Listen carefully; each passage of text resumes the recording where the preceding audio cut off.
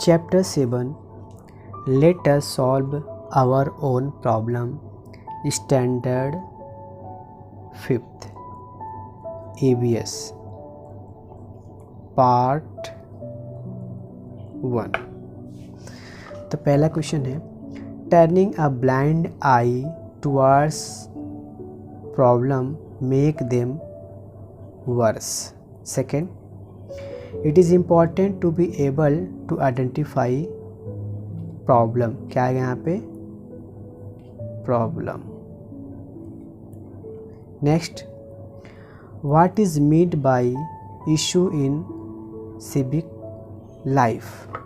सार्वजनिक जीवन की समस्याओं से क्या मतलब है? आंसर है, द इशू, क्या बोला गया है? The issue in civic life means the problem faced by the people in the cities and the village. शहरों और गांव में लोग जो समस्याओं का सामना करते हैं उसको ही बोलते हैं civic life. Next, how can problem in civic life B solved. सार्वजनिक जीवन की समस्याओं को किस तरह से सॉल्व किया जा सकता है?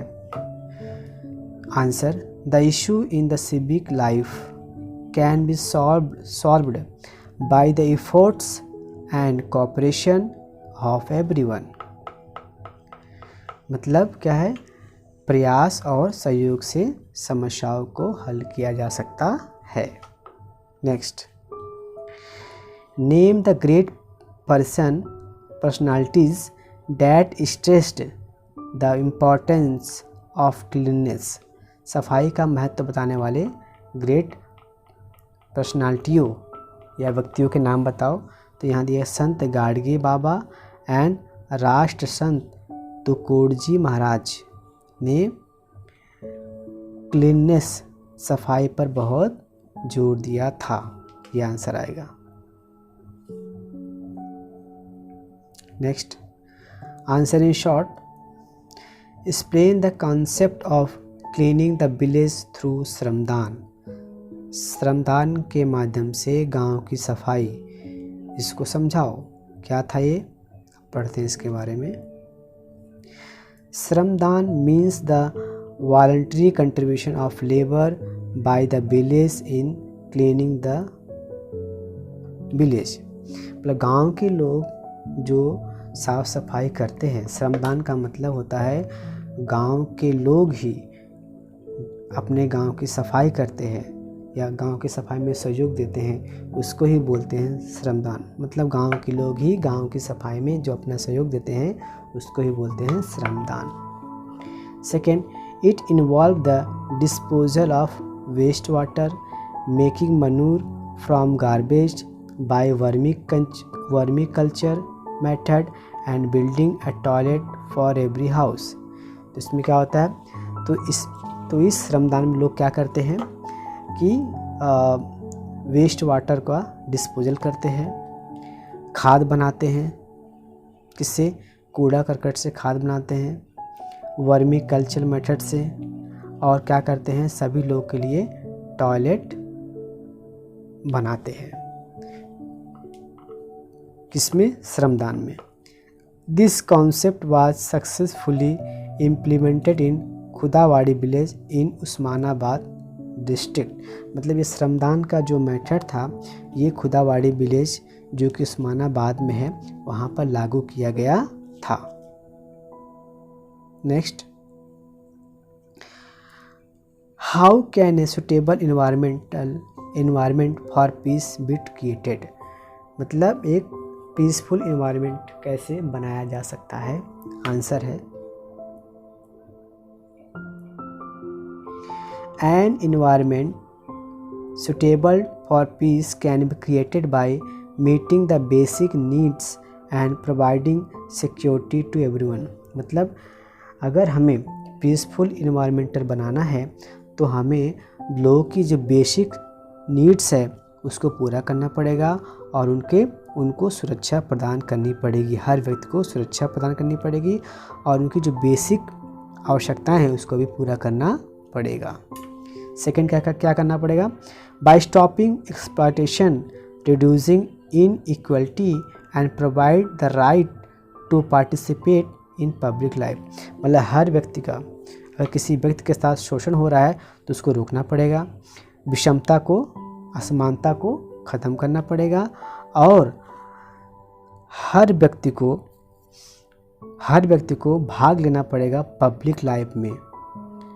ठीक है, हर व्यक्ति को सामाजिक जीवन में भाग लेने का अधिकार देना पड़ेगा, विषमता दूर करनी पड़ेगी, शोषण रोकना पड़ेगा। अगर हम ये सब कर लेते हैं, अगर हम ये सब stopping exploitation, reducing inequality, right to participate in public life, ठीक है, और ये बेसिक नीड को प्रोवाइड करना, सिक्योरिटी प्रोवाइड करना, अगर हम ये सब काम कर लेते हैं तो हम इन्वायरमेंट में, अपने परिसर में, अपने पर्यावरण में शांति को क्रिएट कर सकते हैं, शांति ला सकते हैं। The class leader wishes to maintain quiet in classroom.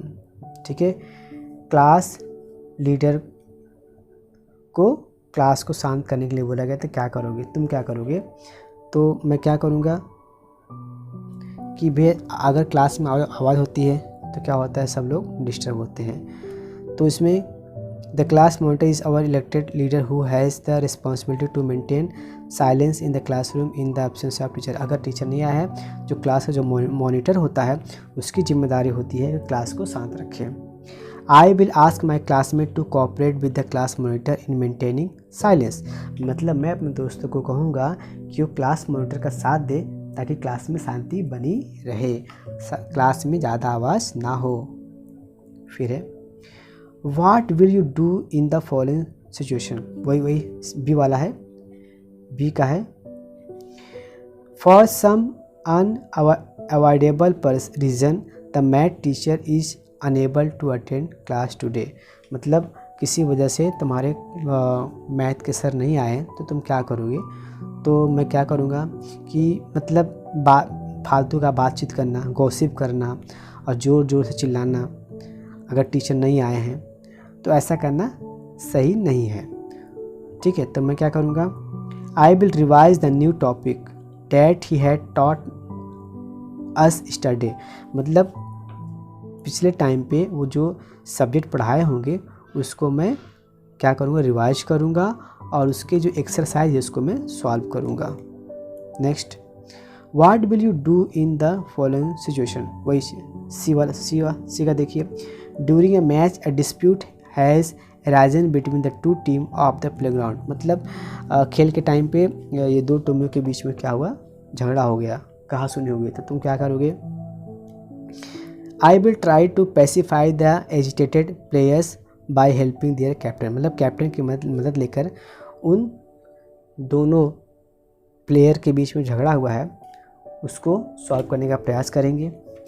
और मैं उनको कहूँगा कि आप हमारे अपने स्पोर्ट्स टीचर के पास चले कि क्योंकि वो रूल को अच्छी तरह जानते हैं और वो हमारी समस्याओं को सॉल्व कर देंगे, ऐसा मैं उनको सलाह दूंगा। ठीक है, मैं सलाह दूंगा कि हम लोग अपने स्पोर्ट्स टीचर के पास चलते हैं और उनको अपनी सारी समस्या बताते हैं और वो हमारी समस्याओं को दूर कर सकते हैं, हमारे विवाद को, हमारे झगड़े को ख़त्म कर सकते हैं।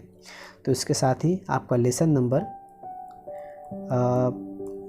Chapter 7 let us solve our own problem, ये एक्सरसाइज पूरा ख़त्म हुआ। उम्मीद करता हूँ इससे आपको थोड़ी बहुत हेल्प मिलेगी। Thank you very much.